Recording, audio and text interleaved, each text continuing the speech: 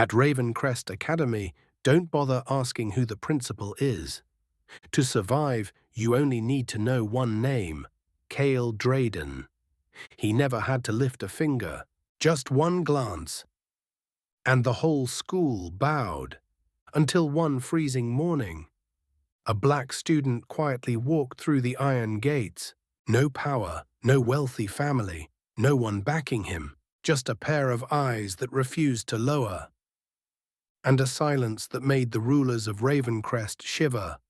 His name was Zaire Holloway, and with each step he took, he didn't just shatter the fear Ravencrest had built for years. He tore the masks off the powerful in front of 1,000 witnesses. You think this is just another story about school bullying?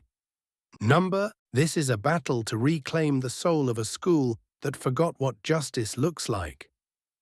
Stay until the end, because you're about to witness the fall of a schoolyard empire, brought down by one student who refused to back down.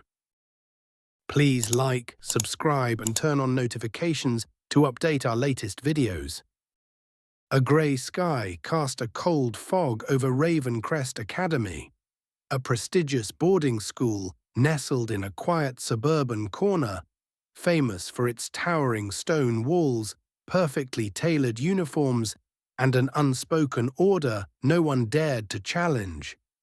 The heavy iron gate creaked open, and Zaire Holloway stepped through. A 17-year-old black boy with a worn-out backpack slung over one shoulder and a uniform shirt slightly creased at the cuffs. No one needed to speak. Their eyes said everything. At the top of the stone steps, a few students clustered together, their gazes sharp and assessing. A blonde girl tilted her head, whispered into her friend's ear, then gave a soft laugh, as if she'd just spotted something out of place. Farther off, a group of boys in baseball caps stared Zaire down, not with curiosity but scrutiny. The kind of look that doesn't ask, "Who are you?" but "Who do you think you are?" Walking in here. Zaire said nothing, didn't flinch, didn't offer a smile to win favor. He simply walked down the stone-tiled corridor, silent but steady, like someone long used to entering spaces where he wasn't welcome. Ravencrest wasn't built for difference. Here, everything was predetermined: reputation, influence, even one's place in the social hierarchy. And Zaire was the only mark of color on an otherwise monochrome canvas. A disruption, an unanswered question no one had asked for. In the first class of the day, when the teacher called his name, the room turned again. Someone clicked their tongue, another chuckled under their breath. But Zaire just nodded, walked to the empty seat at the back of the room, and sat down, without a word, without a glance begging for recognition. He didn't need to be accepted, but what he didn't know was that this very silence was the first thing that made Ravencrest's system take notice.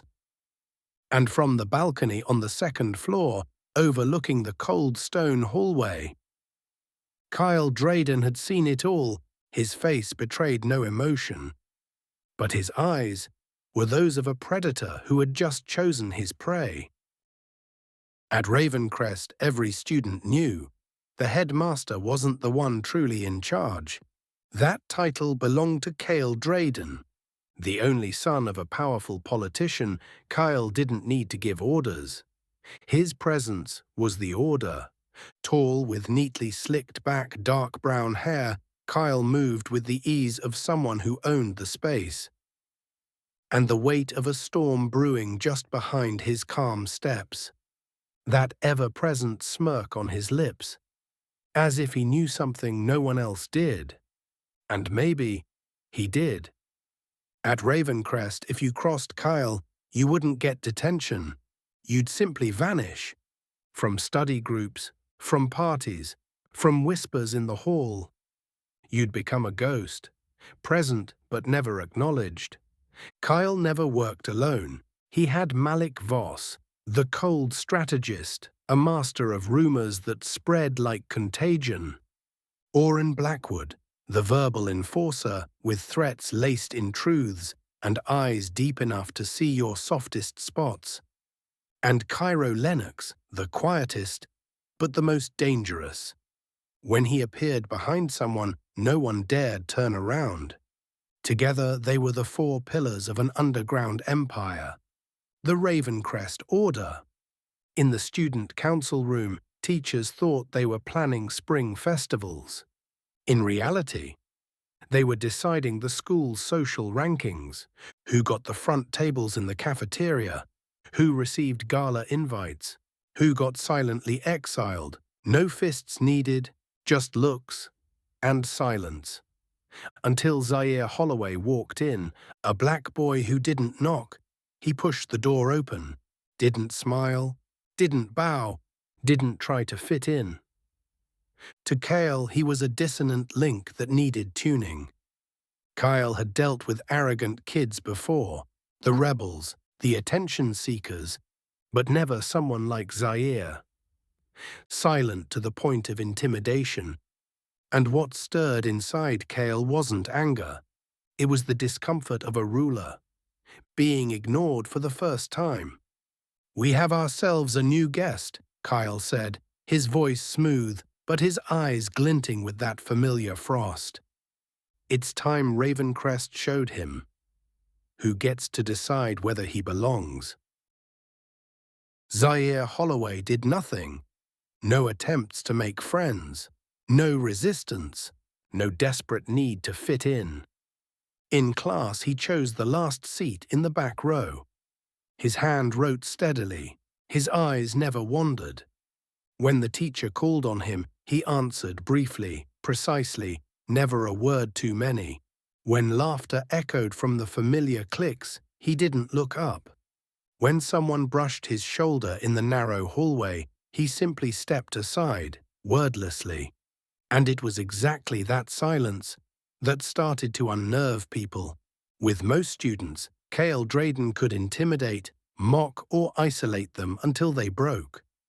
But Zaire, every psychological blow landed like a blade slicing water, no trace left behind. To Cale, it was a silent declaration of war.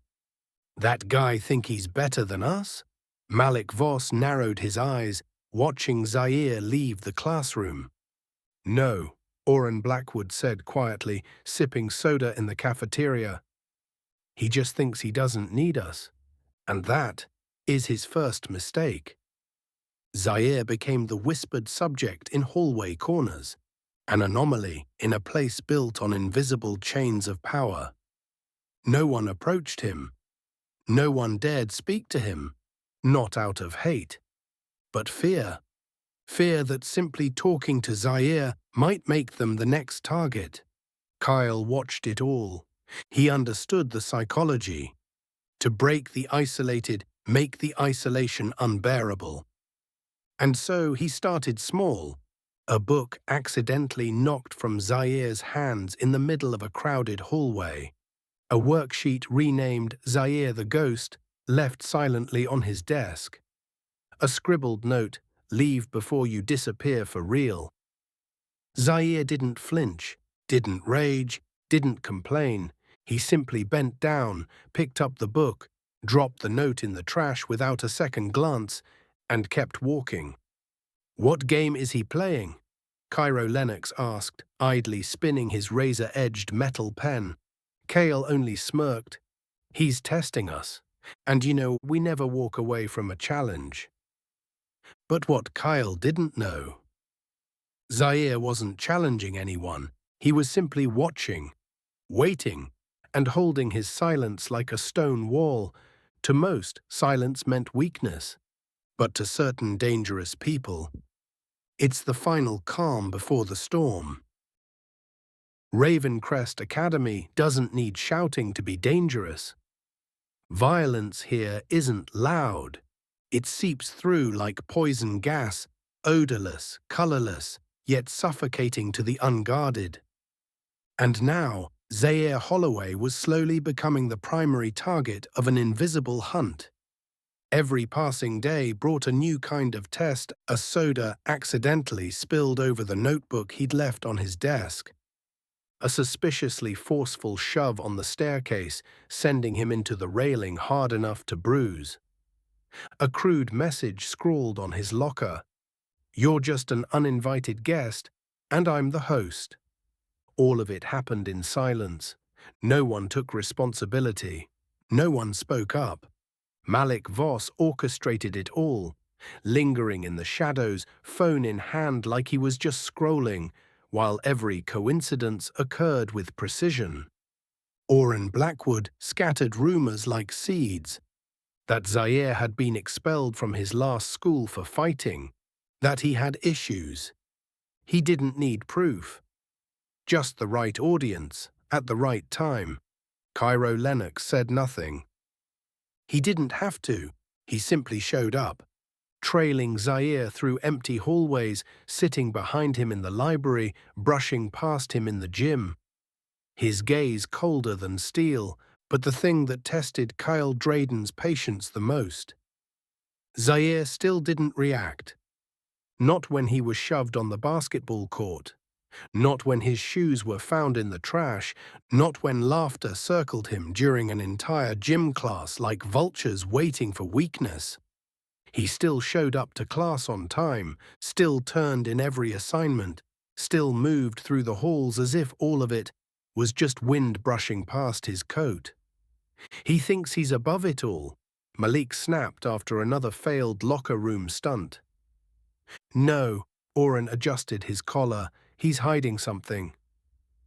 Or preparing something, Cairo added quietly, for the first time, his voice as sharp as the glint in his eye. Kyle remained still, his gaze fixed on the blank wall ahead like he was seeing a battlefield no one else could. Zaire didn't seek justification. He didn't need to prove strength. But it was that very composure that started to unsettle even the most aggressive ones. Their own confidence felt hollow in the face of his unshakable calm, and Cale knew. If left unchecked, it wouldn't be Zaire who broke. It would be them. The game needed to escalate. No more petty shoves, no more passive notes. This time it had to be a strike that left a mark, a message written in bruises. "Tomorrow night," Kyle said softly, locking eyes with his 3 lieutenants. "Back courtyard, after hours, no cameras, no witnesses." "And if Zaire doesn't fight back?" Orrin asked. Cale gave a cold, hollow smile. "Even better." But what he didn't know was, tomorrow night wouldn't be a warning. It would be the beginning dash of his empire's collapse. That night, the skies above Ravencrest hung heavy like stone. Overcast, no moon, no wind. Only a chilling stillness, like a storm holding its breath before it breaks loose. The back courtyard of the school was cloaked in shadow, lit only by a flickering wall-mounted bulb. Weeds grew wild between cracked pavers. It was a place students avoided, outside the range of cameras and the ears of teachers. And it was there, that a scene was being staged. Cale Drayden stood at the center, black leather gloves clenched in his palms. He didn't need to speak. Malik, Orrin, and Cairo already knew their roles by heart. Malik clenched his fists. Orrin polished his phone screen like he was preparing to film. Cairo leaned against the wall, eyes like a ghost's, watching every shift in the air. Zaire Holloway arrived exactly on time. Alone, no hoodie, no bag, no expression, only his shadow stretched long across the broken ground. "I thought you wouldn't show," Kyle said, stepping forward once. Zaire looked directly at him. His gaze wasn't cold, but it didn't waver either. "I know you need to prove something," he said, voice low and steady. "And I know silence isn't enough anymore." Malik stepped forward. Finally speaks, he spat to the ground. Ready for a lesson, wrong-colored boy? Zaire didn't respond. He simply stepped forward once more. Only a few paces now stood between them. No words, no music, no whistles, no witnesses, just the sound of Kyle's own heartbeat, growing louder in his ears. Because in that moment, Zaire smiled, not wide, not mocking, just a small, knowing curve of the lips, as if he'd finally seen their masks fall off and had been waiting for this moment for a long, long time. Thud. Malik struck first, a hammer-like punch, but Zaire sidestepped, blocked with his forearm, and deflected it away. A sweep of the leg, Malik crashed face first to the ground. Whip. Oren tossed his phone and lunged, but Zaire pivoted, using Oren's own momentum to throw him off balance, then wrenched his wrist down hard. Oren screamed. Cairo didn't speak. He came in fast, a blur aiming a kick to Zaire's ribs. But Zaire was already half a beat ahead. He stepped back, parried the leg, and locked Cairo down with a flawless shoulder hold. 3 down, sprawled out, stunned faces. Kyle stood frozen, speechless, and for the first time, he realized not one of his friends had even touched Zaire. No blood, no yelling, just Zaire Holloway, standing in the dark, breathing calmly, as if nothing had happened. Kyle swallowed hard, stepped back. His hand trembled. "What are you?" he whispered. Zaire stepped forward, slow, non-threatening, then stopped, exactly 1 arm's length from Kyle. "I'm not a what?" Zaire said softly. "I'm just someone who knows what isn't scary, even when everyone else thinks it is. And the scariest thing of all is someone who thinks they can't be beaten." And in that exact moment, the courtyard light flickered out. Darkness, but Kyle didn't need to see to know. His mask was gone, and for the first time in his life, he was no longer the predator. The next morning, Ravencrest was no longer the same Ravencrest. Rumors spread like wildfire. 3 of Cale's guys went down in under a minute, and Zaire didn't even break a sweat. No one caught it on camera, no proof, but no one denied it either, because the 3 who used to rule the hallways, Malik, Oren, Cairo, were all absent that day. And Cale Drayden, the boy who had never once bowed his head, walked into class with a small cut at the corner of his mouth and a dazed, hollow look in his eyes. There were no laughs, no jokes, only eyes, watching, scrutinizing, judging, and afraid. In the corner of the classroom, Zaire Holloway sat as always, silent, back straight, eyes gazing into the void. But the air around him had changed. No one dared sit close anymore, not out of contempt, but out of reverence. Kyle took his seat, his hand clenched into a fist, but even his own hand was trembling slightly. "I can't let him win," Kyle whispered to himself. "I can't let the whole school believe he's stronger than me." And so, he began planning his counter-strike in front of all of Ravencrest. That afternoon, the school courtyard was packed. The word had spread like a pre-written script. Kyle was going to challenge Zaire in front of the entire student body. No one dared miss it. Not because they liked fights, but because this was unthinkable. The boy once crowned King of Ravencrest was now trying to reclaim his throne from someone no one really understood. Kyle stepped into the courtyard, crisp white shirt, eyes blazing. He stood in the middle of the circle of students, voice booming, "Zaire Holloway, if you're really as strong as everyone says, then come out here, right now." The murmuring stopped instantly. Hundreds of eyes turned in the same direction. Zaire was standing beneath the tree at the far end of the courtyard. He didn't rush. He wasn't surprised. He simply walked forward through the crowd as if on his own path, untouchable, unbothered. Kyle narrowed his eyes. "What? You scared?" Zaire stopped. He looked at Kyle for a long moment. Then, his voice rang out, deep and eerily clear. "I don't need to prove anything to you, and I don't hit weak people." Not a sound. No one laughed. No one even breathed. That sentence sliced through Kyle's ego like a razor, right in front of the entire school. Kyle's face turned red. His voice trembled with rage. "You think you're better than me?" Zaire didn't answer. He just looked. That look wasn't angry, wasn't condescending, but it carried a truth that couldn't be denied. Zaire Holloway didn't see Cale Drayden as his equal, and that made Cale explode. He let out a scream, charging like a wild animal, throwing a punch straight at Zaire's face. But it never landed. Zaire tilted his head, just slightly. The punch missed. Kyle stumbled. Zaire didn't hit back. He simply turned, using Kyle's own momentum, spun him around, and gave him a light push on the back. Kyle crashed to the cement floor, shirt dirtied, face down, a thin trickle of blood from his forehead. And then, the laughter erupted, not from one, from the entire schoolyard. Kyle didn't just fall, he was taken down, without anyone laying a hand on his face. Zaire stood there, still untouched. It was simple.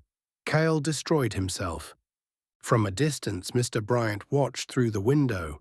He didn't smile, but deep in his eyes there was something, nodding in quiet approval. True strength isn't in the punch. It's in the power to make someone lose to themselves. Amid the echoing laughter still rippling through the schoolyard, one person wasn't laughing. Mr. Bryant. He stood silently behind the second-floor window, holding a cup of coffee gone cold. But his eyes seemed to pierce straight through the glass, through the chaos of the crowd, until they stopped at the figure of Zaire Holloway, still standing quietly. No fists raised in celebration, no victorious smile, just standing there, as if nothing had happened. "This boy," Mr. Bryant murmured to himself, "isn't just a student." That afternoon, the Ravencrest Library was nearly deserted. Most students were still busy, loudly rehashing the Kyle takedown at lunch. But in the farthest corner, where weak sunlight slipped through old curtains, Zaire Holloway sat alone, in front of a thick history textbook. Mr. Bryant entered. No sound, no desk tap. He simply pulled out the chair across from Zaire. Quiet, composed. Zaire looked up, his expression unsurprised. "You've been watching me." His tone wasn't a question. It was a statement. Mr. Bryant smiled, for the first time in years. "Not because you took Cale down, but because of how you didn't hit him, and still made him fall." A few seconds of silence passed. Only the soft rustle of turning pages and the low hum of the AC filled the space. Mr. Bryant tilted his head, speaking slowly. "I used to be an army officer, and I know, when someone's been properly trained, they don't react like the average student. You don't need to make noise, you just need to appear at the right moment and disappear the right way." Zaire didn't object. Instead, he said, "My father once taught me, strength isn't in the punch, it's in knowing when not to throw it." Mr. Bryant's eyes deepened, as if uncovering another layer. "You know Cale won't stop, don't you?" "I do," Zaire nodded. "He won't give up until he's completely broken." "So what will you do?" Zaire looked out the window. The late afternoon sun stretched across the empty grass. "Nothing. I'll let him choose his own ending." Mr. Bryant stood up, But before turning away, he left one last sentence, spoken not as a teacher to a student, but as a soldier passing down a lesson in survival. Be careful, Zaire. Some people can't accept defeat. And they'll use anything, even the dirtiest tricks, to cling to power. Zaire gave a quiet nod, said nothing more, but in his eyes, for the first time, there was a light, not of anger, but of readiness. Zaire Holloway knew the opening act was over, and Ravencrest was about to enter a new chapter. One where it wasn't just about bullying anymore, but revenge. The next morning, Ravencrest was no longer the same Ravencrest. No school announcements, no group chats, no social media blasts. The rumor had already spread faster than any digital network. Zaire Holloway took down Malik Voss with a single move. The whole school was buzzing, but what kept students whispering wasn't just the blow itself. It was how Zaire did it. No threats, no shouting, just one cold motion, and a quiet walk away when the fight was over. In the cafeteria during lunch, once an unspoken stage for taunts and oppressive stares, now the air felt noticeably quieter. When Zaire walked in, lunch tray in hand, the room seemed to freeze for a beat. The ones who used to laugh at him now lowered their eyes. The cliques that once ignored him now turned to watch. And Cale Drayden was nowhere to be seen. In the hallway, Malik Voss, his arm still wrapped in white bandages, passed by Zaire without daring to meet his gaze. Orrin Blackwood, once sharp-tongued and venomous, had turned unusually silent. Cairo Lennox, the ever-lurking shadow behind Cale, walked alone, for the first time. But Zaire didn't need their eyes. He didn't need their approval. He didn't need their praise. He sat at the same table in the same corner, still ate his lunch in silence, as if nothing had happened. But now, Zaire's silence was no longer a void to be filled with mockery. It had become a wall no one dared to cross. Upstairs, Mr. Bryant looked down over the courtyard. He said nothing, only gave a small nod. The name Zaire Holloway is no longer just a student. He's the bell that rang Ravencrest out of its trance of power. But just when it seemed like calm had returned, a dark undercurrent began to stir. In the shadowed corner of the athletic field, Cale Drayden stood alone. His eyes no longer carried pride, only a cold calculation. If they no longer fear me, then I'll make sure they can't even raise their heads. Zaire had won a battle, but Cale would never accept losing the war. 2 days passed, and Ravencrest Academy fell into an unusual kind of silence. Like a vacuum, Cale Drayden had vanished. He wasn't in class, didn't show up on the sports field. The student council room, where he once sat at the head of the table, was now coated in a thin layer of dust. No one dared ask, no one dared look. Because at Ravencrest, when someone powerful goes silent for too long, it's never a good sign. And then Zaire Holloway received the first sign. A small piece of paper, carefully hidden in his desk drawer. Faint yellow paper, handwriting tilted like a blade carved into it. There will be no more night. Next time it'll be broad daylight. Zaire read it, folded the paper. His expression didn't change, but his hand clenched, just slightly. The next day, at his locker, he found something else. An old phone. Screen scratched, barely functional. When he turned it on, there was only one video file. The footage was grainy, shaky, unclear, faces obscured. But the content was unmistakable. The fight behind the school. Shot from afar, only a few jerky frames. Just enough to see 3 shadows collapse one after another. and one figure standing alone in the dim light. No clear face, but the posture was unmistakable. A message without words. I know, and I'll make sure others remember too. Zaire turned off the phone, placed it back in the locker, and locked it with a slightly trembling hand. Not from fear, but because he understood. The game had just leveled up. Upstairs, Mr. Bryant got the news. And just one look at Zaire that day told him everything. Kyle Drayden wasn't broken, he was calculating. And next time, he wouldn't strike from the shadows. He'd walk straight into the light. Armed with weapons Zaire couldn't block with fists, reputation, words, and masks, legitimized by rules. A new war had just begun. Monday morning, Ravencrest felt unusually still.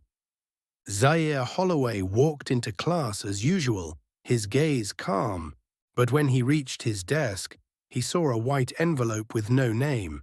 Inside was a copy of a formal complaint, filed by Isla Thornwood, grade 11 student.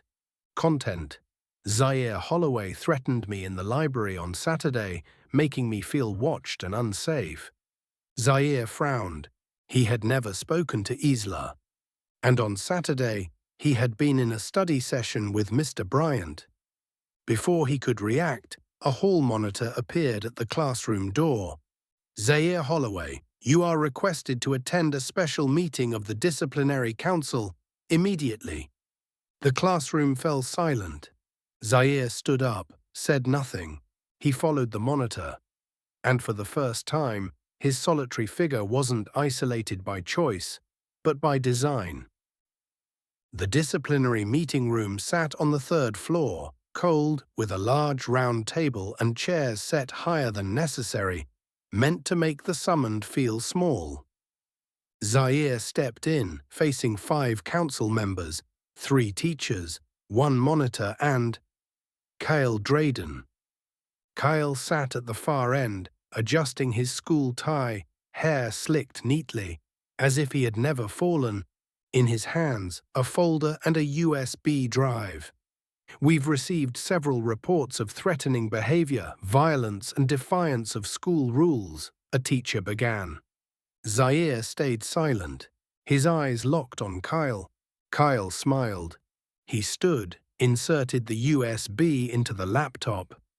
The screen lit up, the same blurry phone footage, shaky, obscured silhouettes. No clear faces, but just enough to plant suspicion. He has a history of violence, Kyle said slowly, and as you can see, he's not just a victim. Zaire still said nothing, but just as the meeting seemed to tip out of balance, the door swung open. Mr. Bryant stepped in. Everyone turned. He gave no greeting, no permission asked. He looked directly at the council and said, "If you're going to accuse someone, at the very least, check the facts." On Saturday from 2 p.m. to 3:30 p.m., Zaire was in room 203 studying history with me. There's a signed attendance sheet, a handwritten assignment, and hallway security footage to confirm it. Silence. Kyle clenched his fist. His eyes turned cold. A monitor flipped back through the files. A teacher furrowed his brow. And the meeting quietly shifted course. As Zaire left the room, he glanced at Kyle, not with contempt, not with challenge. Just a look, one that told Kyle, you lost. And this time, not because of a punch, but because the net you cast unraveled under the light of truth. The game wasn't over, but now Kyle knew Zaire was no longer alone. Friday night, Ravencrest Academy was wrapped in stillness. No music, no students sneaking parties in dorm rooms. Just the thick, unbroken darkness, like a curtain waiting for a bloody scene to begin. Zaire Holloway had just left his evening tutoring session. A worn backpack slung over one shoulder, a history book still in his hand. The hallway stretched ahead, empty. The side gate at the end of the dorm wing was near. Then he stopped. 3 shadows emerged ahead. Silent, no uniforms, no student ID tags. Faces hidden under hooded sweatshirts. Sneakers that made no sound. They didn't speak. No questions. They rushed in. The first blow came straight at his left shoulder. Zaire stepped back, narrowly dodged a kick aimed at his stomach, but the next punch landed in his ribs. He staggered slightly, a sharp bolt of pain slicing through his back. No Kyle, but Zaire knew this was Kyle's message, delivered by proxy. These weren't scare tactics. They were meant to break him. But what Kyle forgot was that Zaire didn't just know how to endure. He spun, slamming the nearest attacker into the wall, using the man's own weight to reverse the strike. The second one charged. Zaire dropped low, dodged a stomp, swept his legs clean out from under him. The third pulled out a short baton. The only thing in this fight that could cause real damage. Zaire raised his arm to block. A faint crack, sharp pain in his wrist, but he didn't back down. With his other hand, he locked onto the baton, twisted the attacker's elbow and forced him down. Face first into the concrete. All 3 were left groaning on the floor. None had the strength to stand again. Zaire stood in the darkness, breathing heavy, wrist darkening with bruises. Blood soaking through his shirt from a gash on his side, but his eyes still sharp. No curses, no revenge blows after they fell. Just one sentence cutting through the night. I didn't start this, but I will be the one to end it. That night, Zaire filed no report, didn't visit the nurse's office. He simply wrapped his wrist with elastic tape, disinfected the wound himself, and sat back down at his desk. He added one more line to his worn notebook. They've fired the first shot. Now I know they won't stop, but neither will I. Elsewhere in the student council room, Cale Drayden sat alone. The internal bulletin reported no notable incidents. He leaned back in his chair, turning a ring on his finger, eyes fixed on the ceiling. He didn't smile, because he knew if Zaire still hadn't fallen, then the next strike wouldn't come from fists, it would target his honor. Monday morning, Raven Crest felt grayer than usual. A light drizzle misted the windows. No one joked in the hallways, just hurried footsteps and averted eyes. Rumors about the fight at the side gate had begun to leak. Vague, unconfirmed, but something about it had cast a hush over everyone. In his office, Mr. Bryant sat in quiet thought. His coffee had gone cold. The laptop screen showed the security camera layout around campus. All feeds were functioning normally, except for one specific gap. 15 minutes of lost signal at the side gate on Friday night. He narrowed his eyes, picked up the phone and called internal operations. Tech department. Who reported the camera error that night? The staff member replied crisply, Cairo Lennox. He said the feed was glitching and requested a short maintenance shutdown. Bryant's hand tightened on the mouse. The eyes of the old soldier in him had returned. This wasn't a coincidence. It was an ambush, deliberately planned. That afternoon, an emergency meeting of the school board convened. Mr. Bryant placed a thin file on the table. Not bulky, but heavy enough to silence the room. I don't have video of the attack, he said, but I have technical proof that someone intentionally created the blind spot.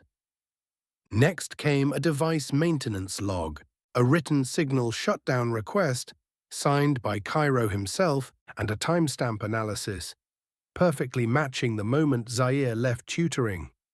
The principal bowed his head, reading every line. And before anyone could speak, a knock at the door. Zaire entered. No invitation, but no one stopped him. He stood tall, his wrist still bandaged, his eyes free of resentment, only clarity.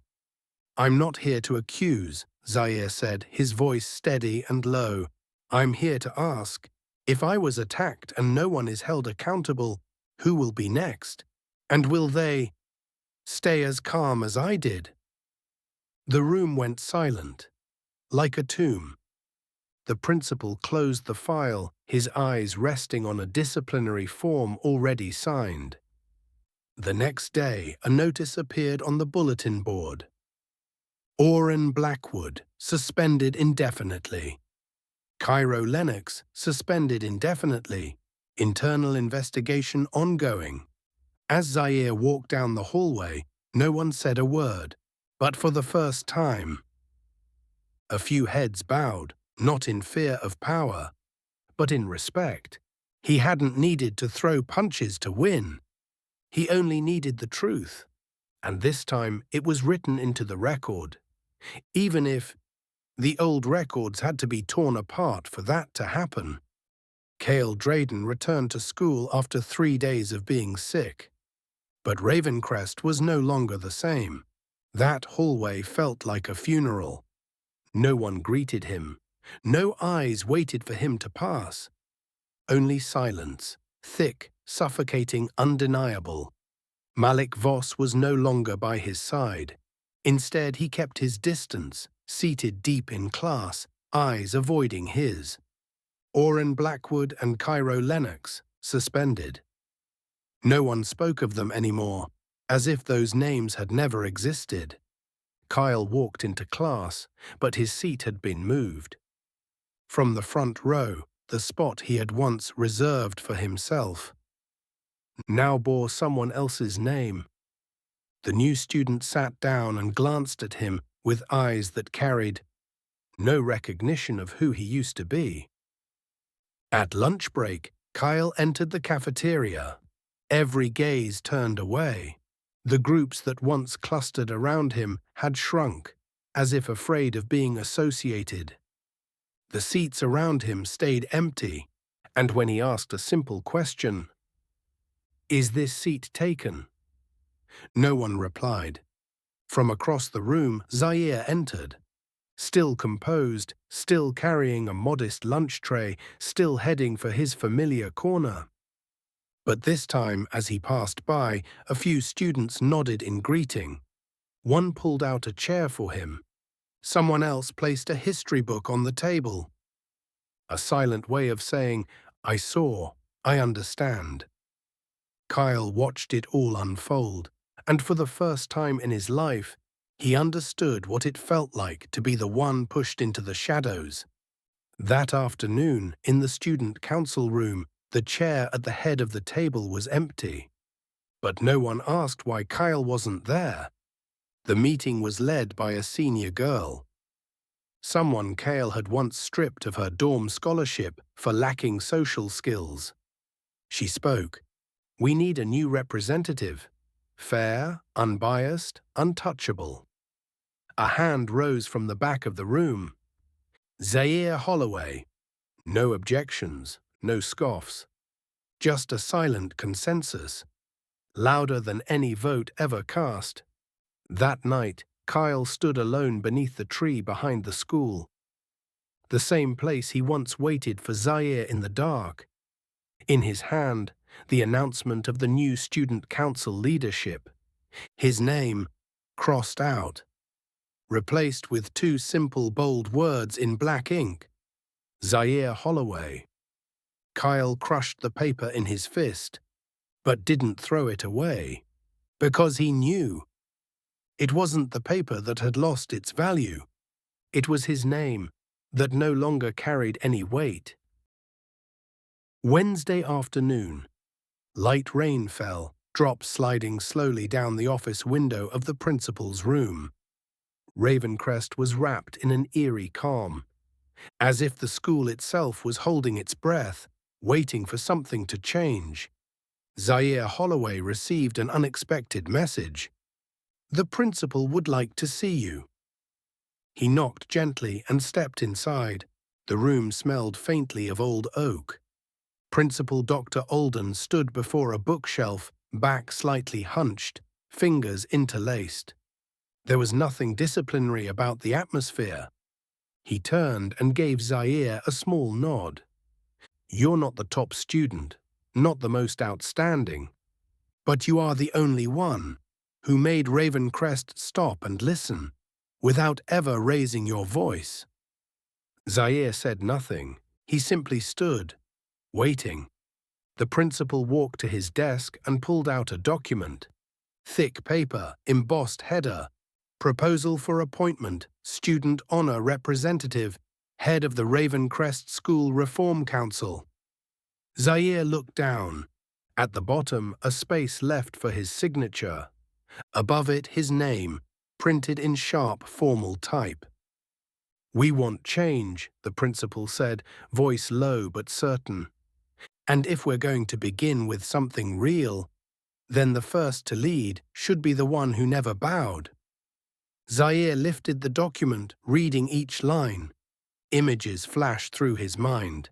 The students who'd been ostracized, the averted glances, the lonely footsteps in the hallway, the laughter behind people's backs. "You don't have to accept," the principal added. "No one is forcing you. But you've done something that many adults here haven't dared to do for years." Zaire nodded. Didn't answer right away. He placed the document back on the desk, his hand resting lightly on its corner. Then, after a long breath, as if letting go of a quiet, heavy past, he spoke softly. "I'm not doing this for myself. I'm doing it for those who come after me, so they won't have to fight alone." The principal gave a quiet nod. No applause, no praise. Just a moment of acknowledgement, clear, silent, and profound. Zaire turned and walked out of the office. In his hand, the appointment letter was no longer just a title. It was a promise, a responsibility, and proof that silence, when placed in the right hands, can become the loudest voice of all.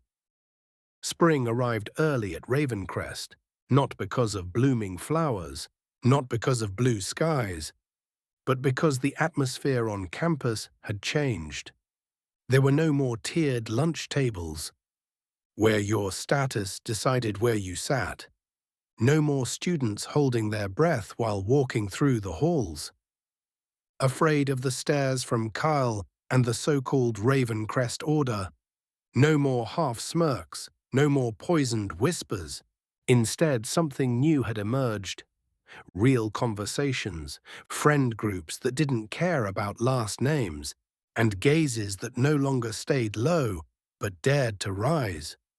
Zaire Holloway hadn't changed his seat, still sat in the back corner of class, still used the same old pen, still quieter than most. But now that seat was no longer a symbol of isolation. It had become the starting point of courage. Some students who once kept their distance now came to him for advice. New students no longer felt lost the way he once had. Even some teachers began to shift, opening more office hours, speaking with students more, changing how they taught. All because of something seemingly small. They had seen what happens when we ignore voices that have been forgotten. And Cale Drayden, he transferred out just 1 week after being removed from the student council. No farewells, no one to see him off. A quiet bulletin update read, "Kyle Drayden has withdrawn at the request of his family." No one mentioned him again. No sadness, no celebration, just silence.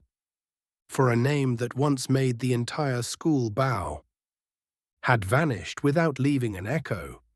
But Zaire knew Kyle's traces hadn't completely disappeared. They still lived. In the fear, in the system, in the unspoken rules that Ravencrest had upheld for years.